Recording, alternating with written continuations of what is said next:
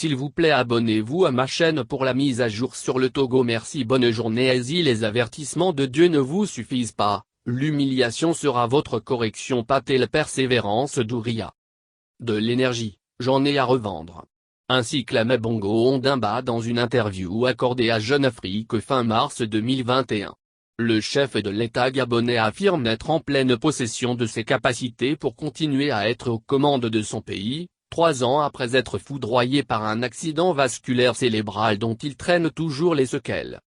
Une manière de répondre sèchement à ses contempteurs et adversaires politiques qui affirment qu'il montre des signes ostentatoires de fébrilité physique et intellectuelle et qu'il est dans l'incapacité de diriger le Gabon. Manifestement, il n'est pas prêt à lâcher le trône.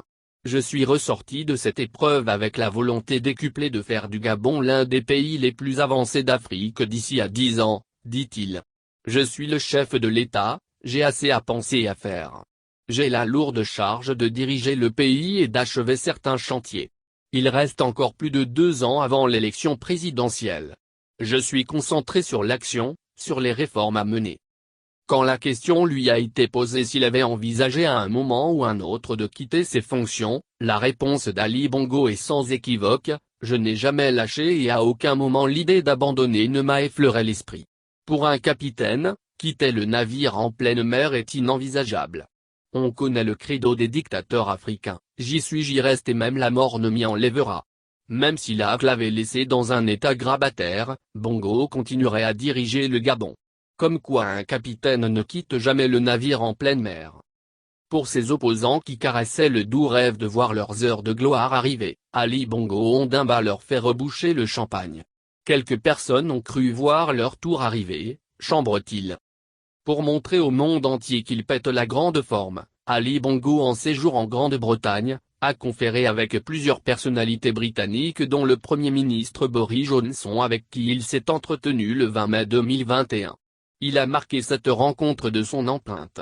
L'image qui a retenu l'attention du monde entier, c'est l'arrivée de l'hôte de marque à la résidence du Premier ministre britannique dont la séquence d'une vidéo a été publiée sur les réseaux sociaux. On y voit Bongo avec une démarche souffreteuse, il a toutes les peines du monde à marcher vers le Premier ministre. Son assistant, en éveil, le suit de près, lui retire la canne et l'accompagne, la main en soutien derrière son dos, comme pour aider un enfant à apprendre à marcher, et Ali Bongo monte 2 marches pour enfin entrer dans la résidence de Boris Johnson. Ouf. Ça a été laborieux. La vidéo devient vite virale et déclenche un torrent de réactions indignées sur les réseaux sociaux. Ali Bongo s'inflige-t-il torture et humiliation? Certainement pas. Tout le monde a pu le voir, le président gabonais, comme il l'affirme lui-même, est en pleine forme pour continuer à jouir indéfiniment du pouvoir.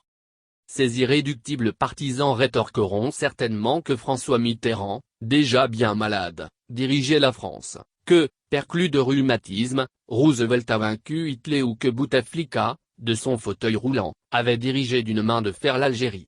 Pourquoi alors Bongo qui se tient debout et droit comme un stick malgré son âge ne dirigerait-il pas le Gabon?